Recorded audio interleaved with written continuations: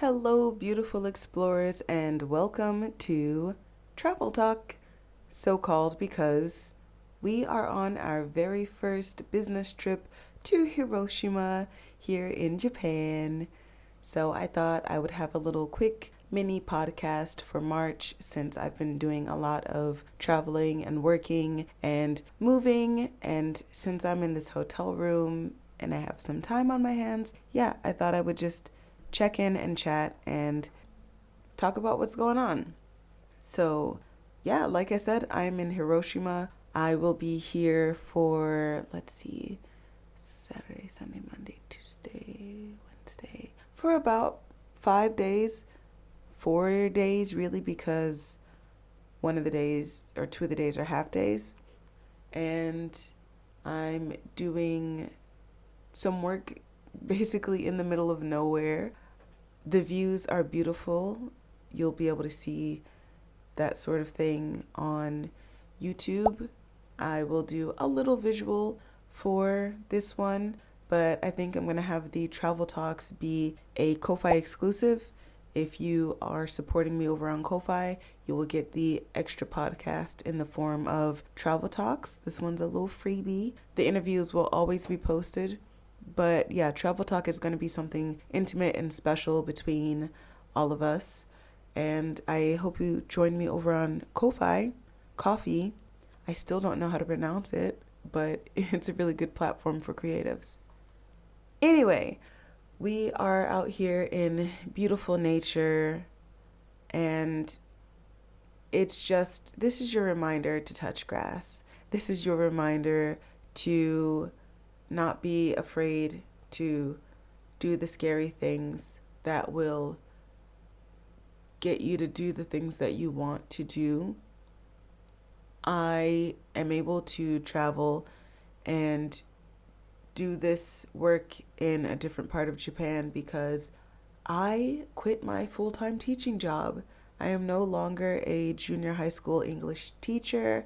I do a different kind of teaching work where sometimes it's in an office doing telephone English, and sometimes I go to events and camps, which is what I'm doing today. It's a children's English camp, and that is why I'm in Hiroshima. So this is basically your reminder to go for what you want and don't be afraid of what that might mean. I was really nervous about it at first because it's scary. This is technically not a stable job. I'm going to have to change my visa, and I'm making my own hours, and it's scary because I'm not used to having a job that is fluctuating pay. I'm used to having something consistent, and it comes with benefits and so on and so forth, but those consistent jobs were not allowing me the freedom to live my life the way that I want to. And I decided that it's scarier to live an unhappy life than it is to live a life that might be a little unpredictable, going after what you want and doing the things that you want to do. Another big update, as I briefly mentioned before, I've also been moving. I was living in Nakano, but now I am moving to a different part of Tokyo, and that has been taking up a lot of my time and energy as well. Keep joining me. There are more interviews coming for expats in Japan. There are more travel talk experiences coming that will be a lot more personal and in depth. This is just a little sample since this is like free trial for everybody. And I wanted to let you all know that you can go support me over on Coffee to get more exclusive content and more personal conversations and podcasting with me. If you want to get in touch, it's a really good place. If you want to see projects that I'm working on, it's a really good place to go. So there'll be links. Follow me over on there. And I hope you enjoyed this little travel talk. Next, we will be recording from Wakayama, which is in like the Osaka-ish area. I'll be in Minabe, another middle of nowhere camp, which is perfectly fine.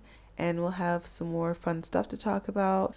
We We'll talk about exactly what goes on at these camps and what the experience is like working there. But for now, thank you so much for listening. Oh, silly me. How could I end the podcast without our Japanese word of the day? Since we are talking about traveling and this is a travel focused episode, our word of the day will be travel. Travel in okay. Travel in Japanese is ryoko, Ryokou. Ryoko. That's it, kitties. I love to travel. I hope you too. And I will talk to you soon. But for now, eat well and travel often. Jane.